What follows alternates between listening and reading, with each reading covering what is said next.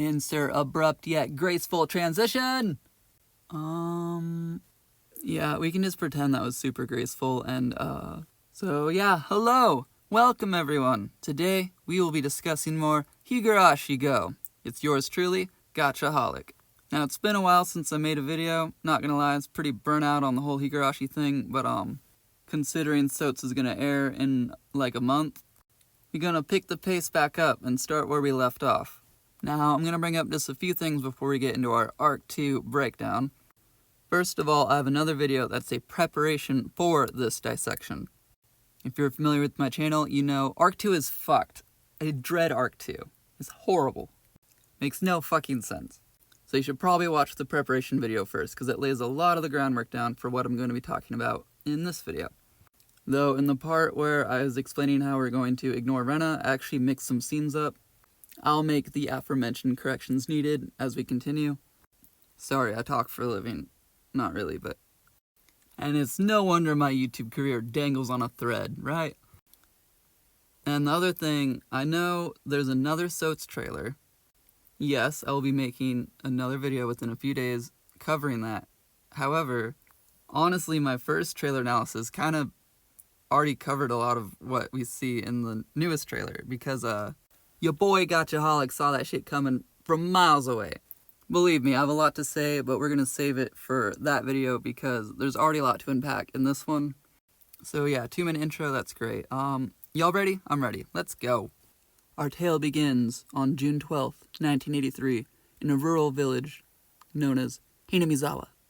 Lovely place you want to be, trust me. Now, as promised, we will dissect Shion and Mion Sonozaki as characters. However, we gotta get the ball rolling, so their time will come. And believe me, we need to understand them as characters if we're gonna make sense of the fuckery that is Arc 2. Alright, continuing with our tale. This time loop starts with Rena calling Keichi, inviting him to play club activities. Which I find humorous because it's not like she tried to kill him or anything in the previous one.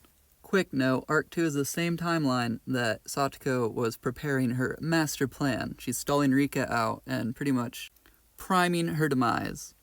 And I go over a lot of this in my preparation video, so just for now, keep that in the back of your mind.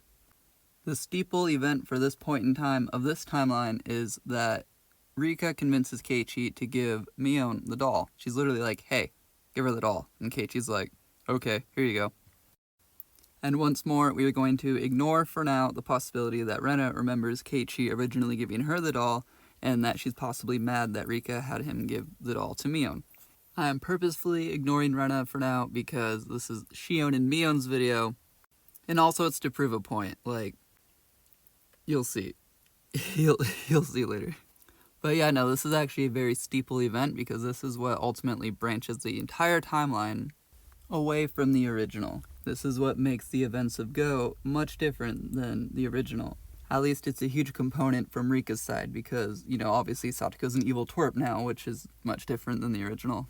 I won't dive too much into this event right now. I'm pretty sure every Higurashi veteran knows exactly why this event is very important. So for now, we'll just keep going.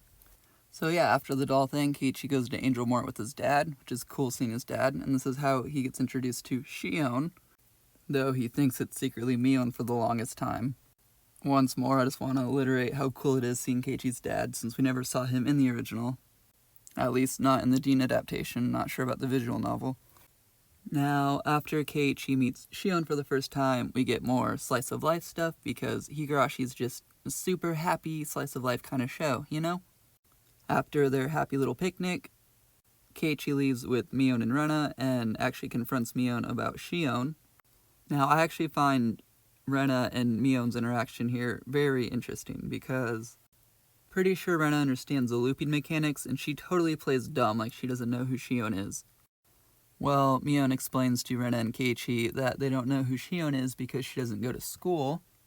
And what's really nice about this interaction for Higurashi veterans is seeing how much Keiichi giving the doll to Mion kind of changed her. She's acting much different than she was acting in the original. I don't know, it's just really cool seeing Mion this happy, I suppose. Now is probably a good time to talk about Mion and Shion a little bit, because if you don't understand why Shion isn't going to school, or the sisters' dynamic with their great family in coordination to the three great families, then you're gonna have a hard time making sense of the rest of this timeline. Especially, like, when the mayor goes missing later, is actually fucking crazy. Alright, I'm gonna try to not get ahead of myself, but yeah, it's a good time to talk about Mion and Shion. So, yes, prepare your mind for some character analytics. I'm going to start with Shion Sonozaki first because she has the most differences in comparison to the original. Now, little known fact, Shion was actually born as the original Mion, the eldest of the twins. However, the sisters role swapped at a young age, so she now adopts the name Shion and plays as the younger sister. And a year prior to Keichi showing up into the story, so 1982, Shion actually attended St. Lucia's boarding school. This is Higurashi's first subtle connection into the verse of Umineko. Now, as we see in the Satako Hen arc of Go, St. Lucia is fucking strict, and their boarding school, also fucking strict. Shion straight had to escape that place with the help of her bodyguard. God, I can't remember his name right now. You see her bodyguard all the time in the Dean adaptation. I'm pretty sure he shows up often in the visual novel. Man, if any of y'all remember that bodyguard's name, feel free to drop it in the comments. Honestly, I'm about to look it up. Okay, anyways, continuing. Now, when it comes to Shion, we need to strike some comparisons between the original and Go. And just to clarify, when I say original, I mean the Dean adaptation and the visual novel. Sure y'all know that, but just to clarify. And again, with Shion, we need to strike these comparisons. I bet every Higurashi veteran was tripping just as hard as I was seeing Shion and Satako, like, best fucking friends in Go. Like, okay. I'm gonna explain this. So, I'm gonna start referencing Shion from the original Higurashi, okay? Shion's most dynamic character trait in story is that she is in love with Satoshi, whom is Satako's older brother. Now, I have to reference Oyashiro's curse. I know I'm kind of jumping all over the place, but one sec, this all makes sense. So basically, someone dies and someone disappears on the night of the festival. Upon Keichi entering the story, this has happened the previous 4 years. This basically means from the viewer's starting point, the last 4 years, someone has died and disappeared. Which is what the villagers mean when they talk about Oyashiro's curse. Now, the first year this happened was in 79, involving the construction workers during the dam protest. In the fourth incident, Satoshi beat his aunt to death with a bat. So the aunt was the one that died that year, and Satoshi was the one that disappeared, because he was actually taken in by the clinic, which was kept a secret, so most characters in story don't actually know this, hence why he disappeared. And do note that Satoshi's incident happened in 82, the same year that Shion escaped St. Lucia's boarding school. Now, Shion took this very hard, okay? Like, Satoshi disappearing completely devastated Shion and completely changed her outlook on the village. Shion utterly despises the Hojo family for how they treated Satoshi. And not only does Shion hate Satako, but she actually blames her personally for Satoshi's involvement with that year's incident. She views Satako as a weak little brat who relied too much on her brother, who stressed him out. She blames Satako for Satoshi's suffering. Like, this shit gets really deep, but point is, Shion fucking hates Satako with a passion, and in fact, when she gets the syndrome, she fucking tortures Satako. It's actually her dialogue to Satako as she's torturing her that we get this exposition. So, yeah. Now, last thing about Shion, I'm just gonna quickly reference her in Go. Shion and Satako are like best fucking friends. Huh. Okay. Sure, that's not fucking suspicious as fuck. Like, God, I love theory crafting, but honestly, I got nothing for you. That makes no fucking sense. Alright, well, given I just talked about Shion for like 5 minutes, we're going to hold up on Mion's character analysis, and we're just going to keep going. Alright, so continuing with the Arc 2 breakdown. So, Keiichi returns home and he's starving because his parents left for Tokyo or some shit, and Shion shows up and gives him a lunchbox. Uh-huh. Okay, I swear I'm gonna try to breeze through these scenes when I can, but honestly, a lot of the scenes in the first episode are super important. I can't skip them. So, did you see what just happened? It's okay if you missed it, don't feel dumb. But, some crazy shit just happened. Well, first of all, pretty sure Mion is pretending to be Shion at this point. Not only did they trade identities when they were younger, but they tend to role swap a lot. Like, they did that often in the original. I believe this is Mion's way of getting close to Keichi because he gave her the doll that's influencing her behavior. However, that's not the only weird thing that happened. Here, I'll show you one more time. Yeah, so, does that fucking lunchbox look familiar to you? Strange, that lunchbox is tied in the same purple cloth that Rena tied around her lunchbox when she came over to Keiichi's house in the first arc when she tried to fucking kill him. Okay, I'm gonna ignore any possibilities that might have to do with Rena, so we're just going to safely assume this is somehow Satako's doing. We know Satako facilitated most of the events in Arc 1. At the very least, she kick-started them, so it's possible that Satako coached Rena into going over to Keiichi's house and actually gave her that purple cloth. And now Satako's doing the same thing with Shion in this arc. And this assumption is actually pretty safe because it makes a lot of sense, given how later there's a lot of confusion, revolved around Rika dying so early. I'm not going to get too far ahead of myself, but ultimately, if Satako intended to inflict Shion with the syndrome so that she still rampages like she did in the original, because she was there when Rika convinced Keiichi to give the doll to Mion, not only did Satako view all of Rika's previous fragments, but this is the same timeline that Satako was preparing her master plan. So it makes sense that after watching Rika give the doll to Mion, she would want to inflict Shion with the syndrome. Because she knows that Mion's not going to vent to Shion about Keiichi, which isn't going to cause Shion to get all paranoid and go crazy. And where the confusion comes in is that she intended to inflict Shion with the syndrome, but accidentally inflicts Mion with the syndrome. This is honestly a good possibility. I will explain a lot of this in greater detail as the scenes come up, but just keep this in the back of your mind for now. But yeah, that lunchbox is pretty sketchy. Alright, continuing. So, the next major scene, Keiichi returns the lunchbox to Mion. Now, I already broke this scene down in my Rena video.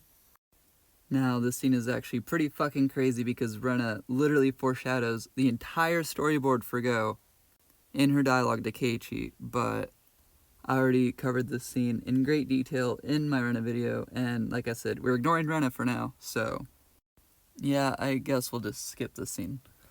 And yeah, we're pretty much nearing the end of the first episode of Arc 2. Episode 5 ultimately concludes with Keiichi being a dumbass, knocking over some bikes, pissing off some bikers. Shion has to come to his aid. She gathers the villagers. This is really more for new viewers because they're learning the dynamic between the villagers and how tight-knit they are. It's really just world building, tying back to the dam construction project, considering the villagers had to band together once before to stop the dam from being built. So episode 6 begins with Ooshi coming to the rescue. Now, there's a lot of substance here that I'm just skipping, such as Shion clearly not liking Ooshi, but none of this really matters in the grand scheme of things. So, continuing, it is worth noting that Keiichi spends a lot of time with Shion. She gives him a lot more backstory about the dam construction project in the village, and this is where things start getting freaky again. See, on one hand, it seems like Shion's the one plotting against Mion for some reason. Considering how different Shion is in Go compared to the original, she is kind of suspicious, but we can assume that she ends up getting killed by Mion. After all, she is kind of asking for it, spending all this time with Keiichi. It really makes sense that Mion would kill Shion, even though this breaks Rule Z. And yet, Shion is definitely up to something. Now, it could relate to Satoshi disappearing and the fact that Mion has now found interest in Keiichi. It's kind of like a sister rivalry. She's like, oh, well, I don't get my love interest. You don't get your love interest. But it's also possible that Satako is influencing Shion right now, like actual Shion. Remember, Satako and Shion are like best fucking friends. Kind of weird. So, if it doesn't have to do with Shion being jealous because she doesn't have Satoshi, then it's likely that Satako made amends with Shion because Satako would definitely understand how Shion felt. Having seen Rika's fragments of herself being tortured, she could easily convince Shion to be her friend by like, oh, Satoshi used to tell me all these lovely things about you or whatever. So yeah, I'm gonna blame Shion's suspicion on either A, sister rivalry, or B, Satako's influence. Regardless, Shion gets murked later, so I'm not sure how much it matters.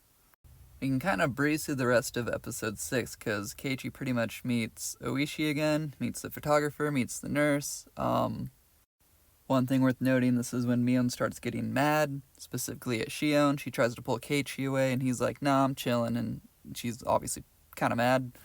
Really seems like Mion's trying to protect Keiichi from both the secrets of the village, and she's trying to keep him away from the village customs, given the consequences it could have, considering her position with her great family. You know, in correlation to the 3 great families. And I will explain more of this in greater detail. But for now, I'll just say a lot of Mion's motives make a lot of sense, and I do not think she's influenced by the syndrome yet. Actually, I don't think Satako injects Mion with the syndrome until after Rika dies, to be honest.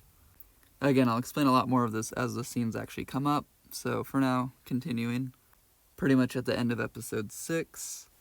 At this point in this timeline, we're already at the festival, actually. Oh, and what a lovely festival it is. Keiichi does not watch Rika dance, however. Instead, he ends up sneaking off with the nurse and photographer and breaks into the shed. Or the warehouse, or whatever that building is. And honestly, Shion kind of talks him into it, and again, with hindsight, we know Shion gets drowned in that well, and we can assume that that was Mion. Mion has a lot of motives to kill Shion in this timeline. Like, honestly, Shion straight up asking to get murked by Mion. I think Rule Z gets broken. However, I don't think Mion actually killed the mayor or, you know, the members of the family. I don't think she went on that rampage.